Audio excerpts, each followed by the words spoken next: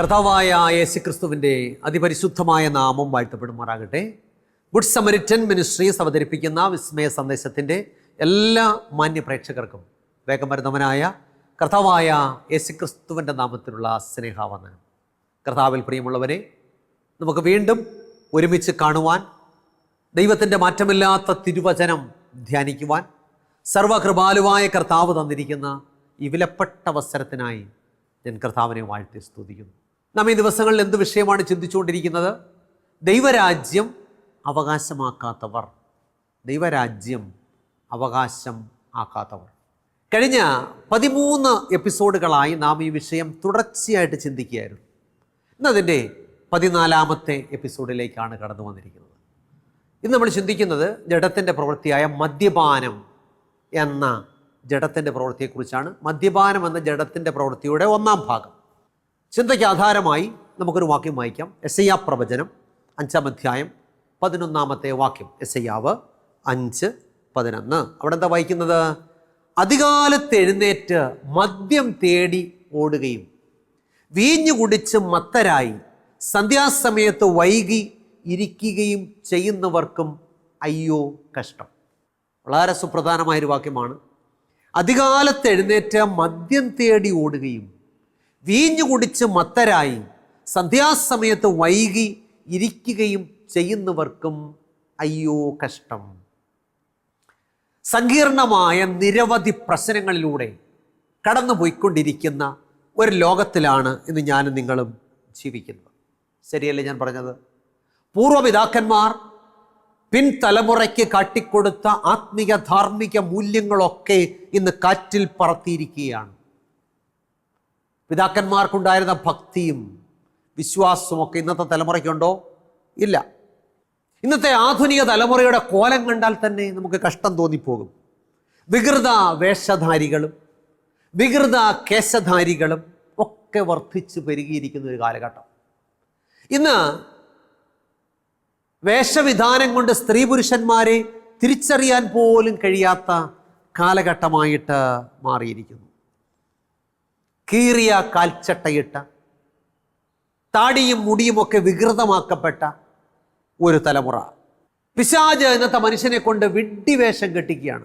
നമ്മൾ ഒരു കാലത്ത് കീറിയ തുണി ഇടുന്ന നമുക്ക് നാണക്കേടായിരുന്നു. ഇന്നെല്ലാം കീറിയതിട്ടുകൊണ്ടാണ് നടക്കുന്നത്.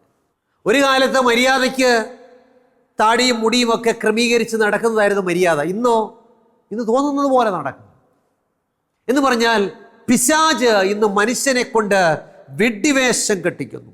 മദ്യവും മയക്കുമരുന്നും ആധുനിക തലമുറയുടെ സുബോധം കെടുത്തിയിരിക്കുന്നു. നമ്മുടെ കേരളത്തിൻ്റെ സ്ഥിതി വളരെ കഷ്ടമാണ്. മദ്യത്തിൽ മുങ്ങി വെച്ച് വെച്ച് നടക്കുന്ന ഒരു തലമുറ ഇന്ന് വർദ്ധിച്ചിരിക്കുകയാണ്. തിരുവചനം എന്താ പറയുന്നത്? യെശയ്യാ 5:11 വായിച്ചു. അതികാലത്ത് എഴുന്നേറ്റ് മദ്യം തേടി ഓടുകയും വീഞ്ഞു കുടിച്ച് മത്തരായി സന്ധ്യാസമയത്ത് വൈകി ഇരിക്കുകയും ചെയ്യുന്നവർക്കും അയ്യോ കഷ്ടം.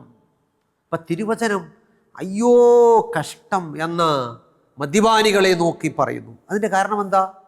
ഈ വക പ്രവർത്തിക്കുന്നവർ ദൈവരാജ്യം അവകാശമാക്കുകയില്ല. ചോദ്യം: ഏത് വക പ്രവർത്തിക്കുന്നവർ? ഗലാത്യർ 5:19 മുതൽ 21 വരെ എന്താ വായിക്കുന്നത്? ജഡത്തിൻ്റെ പ്രവർത്തികളോ, ദുർനടപ്പ്, അശുദ്ധി, ദുഷ്കാമം, വിഗ്രഹാരാധന, ആഭിചാരം, പക, പിണക്കം, ജാരശങ്ക, ക്രോധം, ശാഠ്യം, ദ്വന്ദ്വപക്ഷം, ഭിന്നത, അസൂയ, മദ്യപാനം, വെറിക്കൂത്ത് എന്നിവയെന്ന് വെളിവാകുന്നു. ഈ വക പ്രവർത്തിക്കുന്നവർ ദൈവരാജ്യം അവകാശമാക്കുകയില്ല എന്ന് മുമ്പേ പറഞ്ഞതുപോലെ ഇപ്പോഴും നിങ്ങളോട് മുൻകൂട്ടി പറയുന്നു. അപ്പം മദ്യപാനി എന്ത് ചെയ്യത്തില്ല? ദൈവരാജ്യം അവകാശമാക്കത്തില്ല. ഇന്ന് ഒരുപക്ഷെ ധാരാളം മദ്യപാനികൾ എന്നെ കേൾക്കുന്നുണ്ടായിരിക്കും. സഹോദര, മദ്യപാനികളായ സഹോദരിമാരുമുണ്ട്. സഹോദരി, തിരുവചനം പറയുന്നു മദ്യപാനി ദൈവരാജ്യം അവകാശമാക്കത്തില്ല. അപ്പം നമ്മെ ദൈവരാജ്യത്തിൽ നിന്നും അകറ്റുന്ന ജഡത്തിൻ്റെ പ്രവൃത്തികളിൽ ഗലാത്യലേഖനം വിവരിക്കുന്ന 14ാമത്തെ ജഡീക പ്രവൃത്തിയാണ് മദ്യപാനം. പൗലോസ് കൊരിന്ത്യർക്കെഴുതിയ 1-ാം ലേഖനം 6-ാം അധ്യായം 10-ാമത്തെ വാക്യം, പൗലോസ് കൊരിന്ത്യർക്ക് എഴുതിയ 1-ാം ലേഖനം 6-ാം അധ്യായം 10-ാമത്തെ വാക്യത്തിൽ ഇങ്ങനെ വായിക്കുന്നു, മദ്യപന്മാർ ദൈവരാജ്യം അവകാശമാക്കുകയില്ല. നമ്മൾ കുറച്ച് കുടിക്കുന്നവരോ കൂടുതൽ കുടിക്കുന്നവരോ ഒക്കെ ആയിരിക്കാം. ആ പാസ്റ്റർ ഞങ്ങളങ്ങനെ വലിയ കുടിയന്മാരോ ഒന്നുമല്ല, ഞങ്ങൾ വല്ല ഓണമോ ക്രിസ്മസോ ന്യൂ ഇയറിനോ ഒക്കെ കുടിക്കാറുള്ളൂ. ഒരു ദിവസം കുടിച്ചാലും ആണ്ട് മുഴുവൻ കുടിച്ചാലും മദ്യപാനി തന്നെയാണ്. വചനം പറയുന്നു, മദ്യപന്മാർ ദൈവരാജ്യം അവകാശമാക്കുകയില്ല. ഇന്ന് മദ്യത്തിൻ്റെ ലഭ്യത ഏറ്റവും വർദ്ധിച്ചിരിക്കുന്ന ഒരു കാലഘട്ടമാണ് ഇന്നത്തെ കാലഘട്ടം. മദ്യത്തിൻ്റെ ലഭ്യത വർദ്ധിച്ചതോടുകൂടി അത് മുഖാന്തരമുള്ള പ്രശ്നങ്ങളും വർദ്ധിച്ചു. മദ്യം കുടുംബത്തെയും സമൂഹത്തെയും താറുമാറാക്കിക്കൊണ്ടിരിക്കുന്നു. കാറ്റ് വിതച്ചു കൊടുങ്കാറ്റ് കൊയ്യുന്ന അനുഭവമായിട്ട് മാറിയിരിക്കുന്നു. ശരിയല്ലേ ഞാൻ പറഞ്ഞത്? ഇന്ന് മദ്യത്തിന് വല്ല ക്ഷാമമുണ്ടോ? ഇന്ന് എല്ലാറ്റിനും ആഘോഷമാണ്. നമ്മുടെ നാട്ടിൽ ഇപ്പോൾ ഈ അടുത്ത കാലത്ത് ഉണ്ടായിട്ടുള്ള പ്രത്യേകതയാണ്, എല്ലാറ്റിനും ആഘോഷമാണ്. ഗൾഫിൽ പോയാൽ ആഘോഷം, ഗൾഫിൽ നിന്ന് വന്നാൽ ആഘോഷം, കുഞ്ഞ് ജനിച്ചാൽ ആഘോഷം, അമ്മ മരിച്ചാൽ ആഘോഷം എന്ന് വേണ്ട, പരീക്ഷയിൽ തോറ്റാൽ ആഘോഷം, പരീക്ഷയിൽ ജയിച്ചാൽ ആഘോഷം, എല്ലാറ്റിനും ആഘോഷമാണ്. ഈ ആഘോഷങ്ങൾക്കെല്ലാം അനിവാര്യമായ ഘടകം എന്തുവാണ്? മദ്യം. ഇന്ന് കുപ്പി പൊട്ടിക്കുന്ന പരിപാടിയാണ് എല്ലാ ആഘോഷങ്ങൾക്കും. നമുക്കറിയാം, സ്വന്തം അമ്മയുടെ മരണത്തിൽ ഏക മകൻ കാലുറയ്ക്കാതെ നടക്കുന്നതും, സ്വന്തം മകളുടെ ജന്മദിനം മദ്യലഹരിയിൽ കൊണ്ടാടുന്ന പിതാവുമൊക്കെ നമ്മുടെ കേരളത്തിലെ സ്ഥിരം കാഴ്ചകളാണ്. ഓണവും ക്രിസ്മസും മറ്റു ഉത്സവ ദിവസങ്ങളൊക്കെ വ്യാപാരികൾക്ക് ഉത്സവരാവുകളാണ്.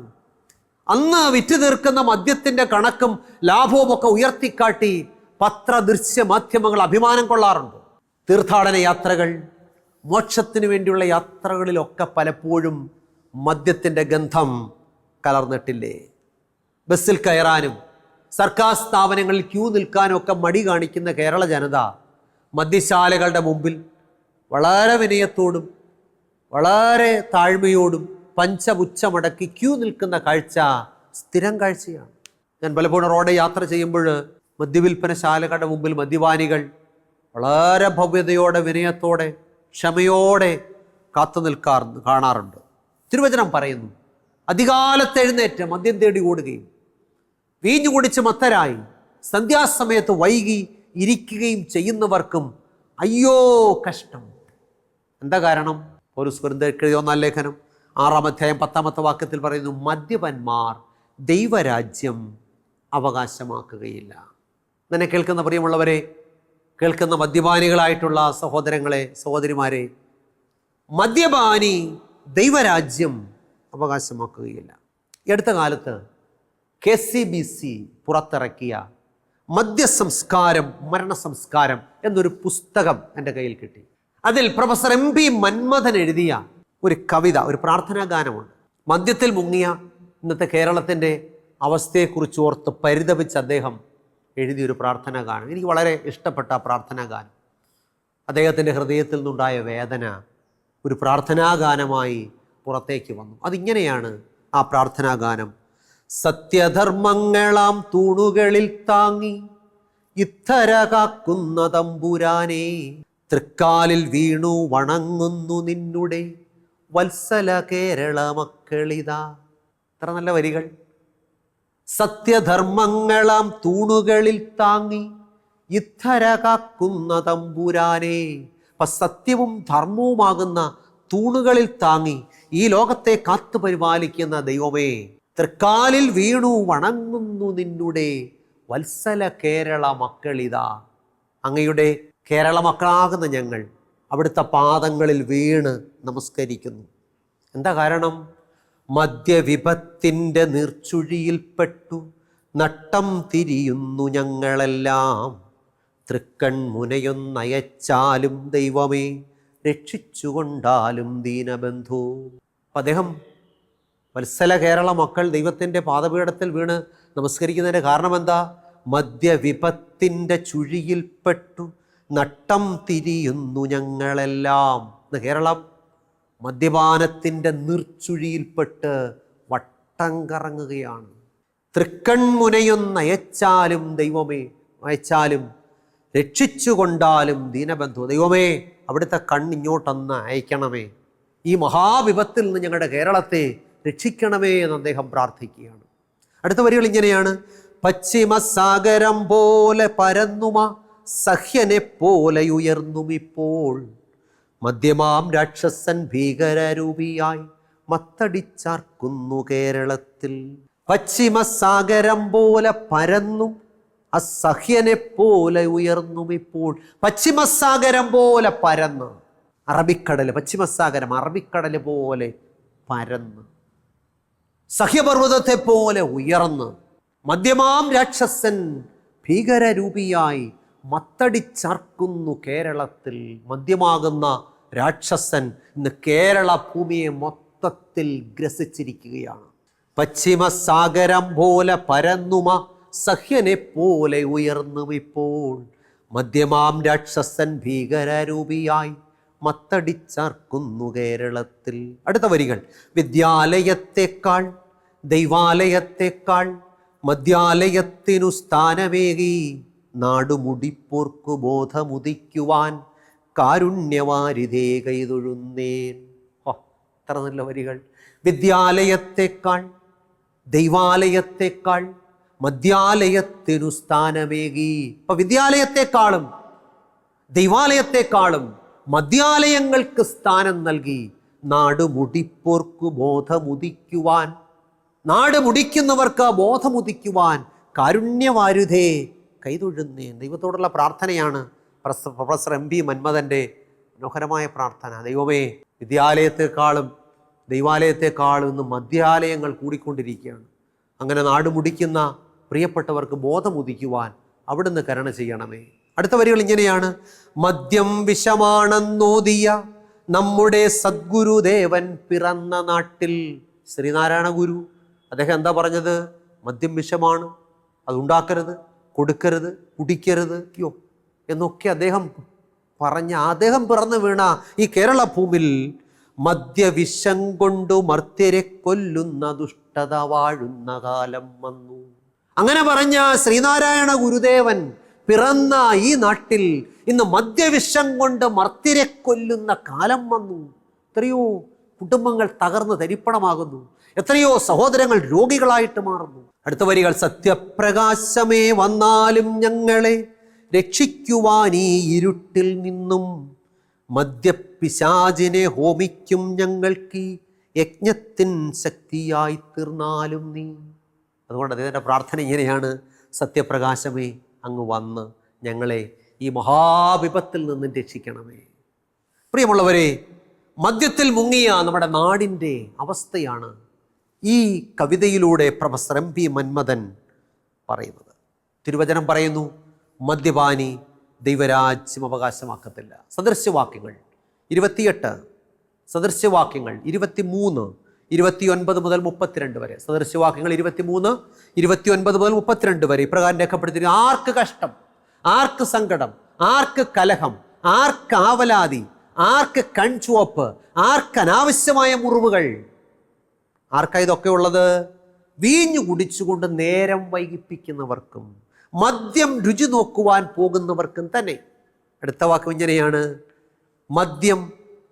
വീഞ്ഞ് ചുവന്ന പാത്രത്തിൽ തിളങ്ങുന്നതും രസമായി ഇറക്കുന്നതും നീ നോക്കരുത്, അതൊടുക്കം സർപ്പം പോലെ നിന്നെ കടിക്കും, അണലി പോലെ നിന്നെ കൊത്തും. ഇത്ര കൃത്യമായ തിരുവചനം. ആർക്ക് കഷ്ടം, ആർക്ക് സങ്കടം, ആർക്ക് കലഹം, ആർക്ക് ആവലാതി, ആർക്ക് അനാവശ്യമായ മുറിവുകൾ, ആർക്ക് കൺചുവപ്പ്. ആർക്കാ? മദ്യം രുചി നോക്കുവാൻ പോകുന്നവർക്ക്.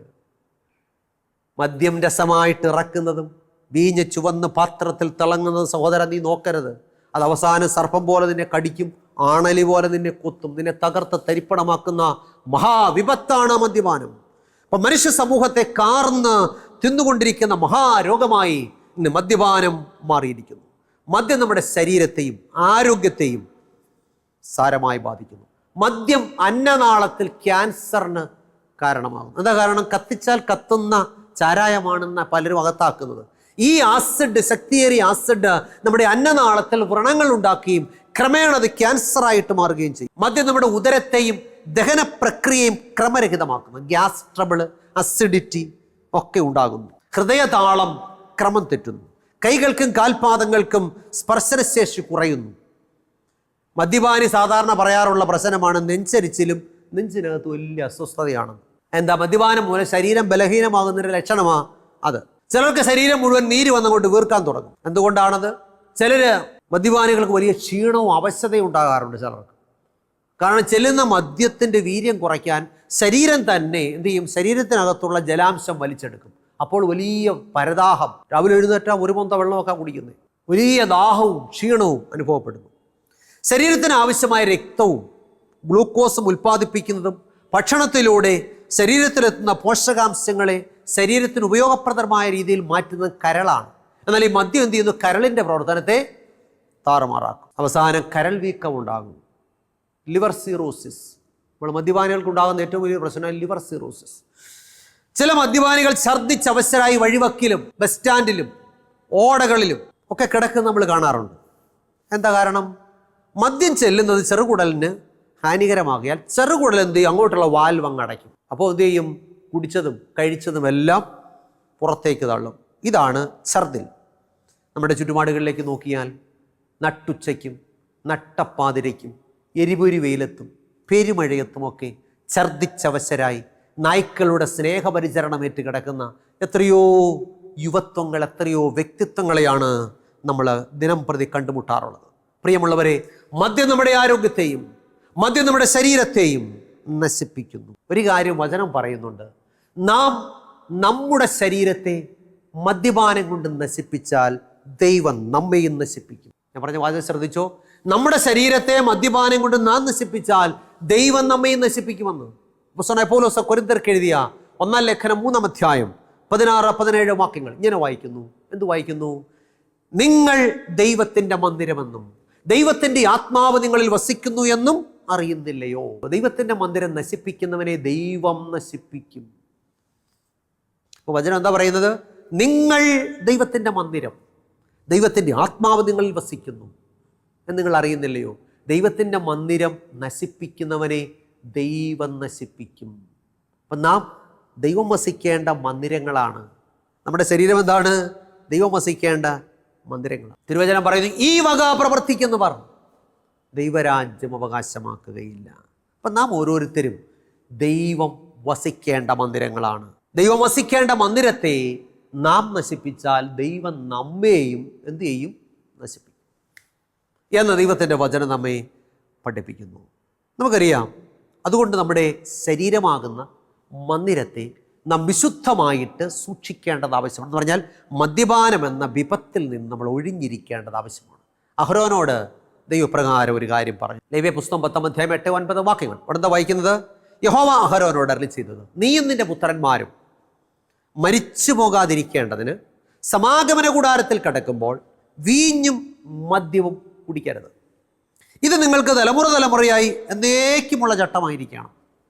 അപ്പം നീയും നിന്റെ പുത്രന്മാരും മരിച്ചു പോകാതിരിക്കേണ്ടതിന് ശുശ്രൂഷയ്ക്ക് സമാഗമന കൂടാരത്തിൽ കിടക്കുമ്പോൾ വീഞ്ഞും മദ്യവും എന്ത് ചെയ്യരുത്? കുടിക്കരുത്.